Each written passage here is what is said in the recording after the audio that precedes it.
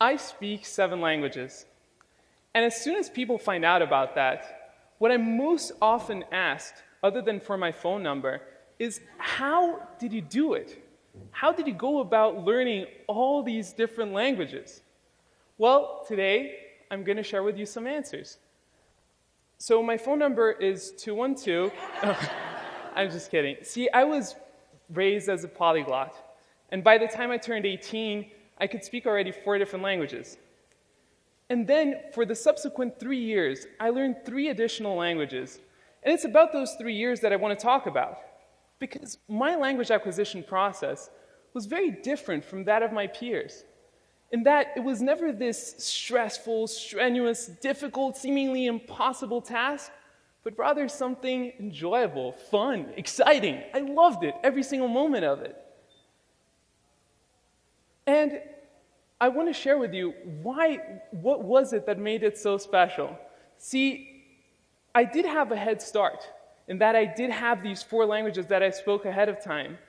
But there were also these 5 techniques, 5 skills, if you will, that I used that made the language learning process so much easier. And it's about those 5 techniques that I want to talk about. So, let's dig right in. And for the first one, the first thing that we've got to do is to take a very deep breath. And relax. And the reason for this is because our entire lives, we're taught how to do things right. From the moment we're born, we're taught what things we should do, what things we shouldn't do, and how to do things properly. Well, when it comes to language learning, the golden rule of language learning, the most important thing is to get things wrong, to make mistakes. And that is the first rule. Let me explain to you why. See, when we know languages, we know a whole collection of sounds and a whole collection of structures, which combined make what I like to call, and for the purpose of this presentation, our language database. And our language database will contain all the sounds and structures that we know. However, there's a whole family of sounds and structures that are beyond our database. And for us to be able to embark on those and to be able to explore those, there's nothing within our database, nothing within our knowledge that will tell us when we're getting these structures right. Nothing to tell us when that sound is precise. Let's say we're going to explore this one specific sound. There is nothing in our database. When we're saying it, we could say it perfectly, but in our minds, it will sound like a mistake. So you know that queasy feeling that we feel, that insecure thing when we feel like we're doing something wrong? That is the trigger that you need to look for. Because that is a signal that tells you that you're going beyond your database and that you're allowing yourself to explore the realm of a new language. Let me show you how this works in practice. So let's say we're going to go and learn the word door in Spanish. So the word door in Spanish is puerta. So for puerta, we've got a few sounds that exist in English. So the pu, e, and the ta. However, when it comes to the r, that sound is not in our database. The rrr, the rolled r, does not exist in the English sound database. And it's a little bit on the outside. So if we allowed ourselves to bridge through our database and to really break through and to make the mistake, we could make sounds like the rrr. But instead, what sometimes happens is that we get the closest relative of it that is within the database, and that is the r sound. And that r sound makes something that sounds like puerta, which doesn't mean a thing in Spanish. It actually doesn't sound too charming, and it doesn't tell you too much. So for the first technique, allow yourself to make that mistake so that sounds like puerta can come out. And now let's go to the second one. For the second one, I'm going to need some of your collaboration. We are going to read these 4 beautiful words, and on the count of 3. So let's start with the first one. On the count of 3. 1, 2, 3. Mao, perfect. The second one. 1, 2, 3. Perfect. Third one. 1, 2, 3. Perfect. And the fourth one. 1, 2, 3. Let me show you what happened when we did this. We get these 4 words, and we put them through a sort of American English filter, and we get something that looks kind of like this. And I'll tell you the results of that. So for the first one, mão, which means hand in Portuguese, we put it through the filter, we get mau. For the second one, we get coco, which is coconut in Portuguese, or coco, which means poop. We put it through the filter and we get a warm cup of cocoa. And for the fourth one, we have huo, which means fire in Chinese. And we get, if you're feeling really creative, maybe a dude doing karate. But anyways, they don't tell you much about how these things are pronounced. And if you think it's only one way, only if you're going from English to a different language, think about non-native speakers and try to explain to them that this is pronounced though, and that this is pronounced thought, and that even though they look almost identical, they have nothing to do with one another. Or try to explain to them that this is enough and that this is just simply wrong.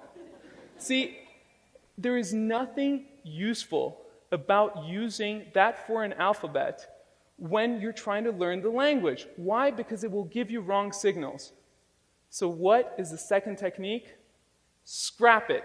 Scrap the foreign alphabet. Let me give you an alternative of how you can go about this. This is a Brazilian currency, and it's spelled like this. So on the count of 3, can we all say the name of this currency? 1, 2, 3. Yeah. We have some people who know the spelling. Yeah, real for the most part. And as useful as this might seem, it doesn't tell you a single thing. And when you're speaking Portuguese, real means nothing. Let me give you an alternative. See, in Portuguese, the way that you say real is real. So let me teach you how to say it. So on the count of 3, let's say he. So it's he, but without the e sound. So 1, 2, 3, he. Perfect. And now let's say ow. It's like ouch, but without the ch sound. So it's ow. 1, 2, 3. Perfect. So he. Ow. He. Ow. He. Ow. He. Ow. He. Ow. Perfect. Now you all sound like passionate Brazilian capitalists. And so why would we go and use something that looks like this, that looks real, when instead you can use something that looks like this and gives you so much more information about how to say something in a foreign language? And that puts us in a really good spot, because at this point, we allowed ourselves to break through our database and to make mistakes, to go into that uncharted territory of a new language. And then we figured out how to take notation in a way that the information is actually meaningful. But then how can we test it? And that's where technique number 3 comes in. Technique number 3 is about finding a stickler.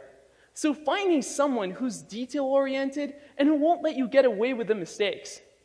And more than finding someone who's really that person, the guru for the language, it's more about establishing the right sort of relationship. Relationship with someone where they will correct you. They'll feel comfortable correcting you and making sure that you're getting to that spot you wanted in the language.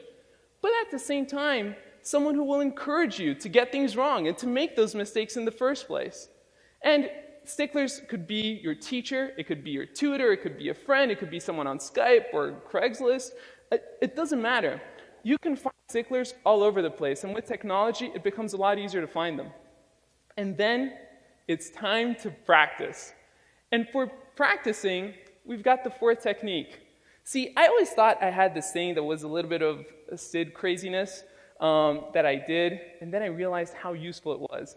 I always did what I like to call shower conversations.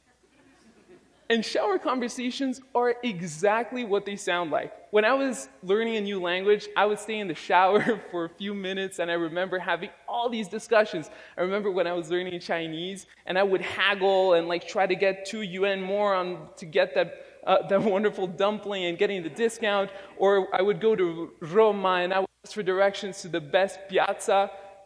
It was amazing. And the beautiful thing about a shower conversation is that it allows you to find wherever you have a gap in your knowledge, because you're having the conversation on both ends. For example, it's easy to ask for directions. How about receiving them? Or even better, giving directions? Well, the shower conversation forces you to have both sides of the conversation. And you don't need to have them in the shower. The wonderful thing about them as well is that you can have them anywhere. So you can have them in the shower, in your apartment, walking down the streets, in the subway. And seriously, if you're in the subway, speaking to yourself in a foreign language in New York, you'll fit right in. You're fine. And it's great because you don't depend on anything or anyone to get your practice. And I did this for years, and later on I found out that professional athletes do it too. Michael Phelps is known to visualize every single one of his races several times over before jumping in the water. Worked great for him, and it works great for me too, so it would work for you as well. And now, let's go to using the language, because up to now it's great. We figured out how to do all these things. It puts us in a really good position to use the language. And for that, I recommend you find a conversation buddy. And to find a conversation buddy, I recommend you follow what I call the buddy formula. And that is a way that you can make sure that your incentives are always aligned to use the new language. So for that is, the target language should be your best language in common. Why? If you're anything like me, you like to learn languages so that you can communicate with more people, so that you can reach out and understand a little bit more about their brains and their hearts. And so if we try to talk to someone in a foreign language that both of us don't do really well when we could be speaking English or whatever language you're more comfortable with as a pair, odds are that you're going to revert to that language that is easier. So I recommend you find someone where your best language in common is your target language. And if you can't find one locally, try technology, or if you can travel, that would be perfect. There's a problem with that, and I realize it, because it's difficult to find someone that fits that profile exactly. Well, I've got good news. And I found that out when I was at work, and one of my colleagues, he's a linguist too, he speaks a ton of languages, and our best language in common was definitely English. Our second best language in common, definitely French. But we always spoke in German to each other in the office. Why was that? It was because there were people in the office who spoke English. There were people in the office who spoke French. But we could talk about Friday and Saturday night in German, and nobody had any idea what we were talking about. So it can also be your best secret language in common. And it becomes such a convenient tool. You can have that with your friends, and you get a sense of privacy in public. No matter where you are, you can have a private conversation. So let's recap. With the first technique, we allow ourselves to break through the barrier of language and to explore the uncharted territory of sounds and structures outside our database. Then with the second one, we learn how to take notes and how to make sure that we can take notes in a way that we can replicate those sounds and structures later. Then we can check the mistakes by finding a stickler. Fourth, practice. Have your shower conversations wherever you want to be. And then follow the buddy formula, and you can find someone to practice your language with. And after that, arriviamo a un posto veramente bello. Wo Fremdsprachen lernen nicht mehr etwas langweilig, schwierig und stressig ist, pero un mundo de posibilidades, donde tenemos la oportunidad de explorar de nouvelles cultures e toutes les différentes manières de vivre. E o mais gratificante é que com isso aprendemos mais sobre nós mesmos. Prosto paron, vorina kujete sanelinikashe sas, ala, den simeni, otiden vorite natamatete. 千里之行，始于足下。没问题，因为现在你们都可以走。Thank you.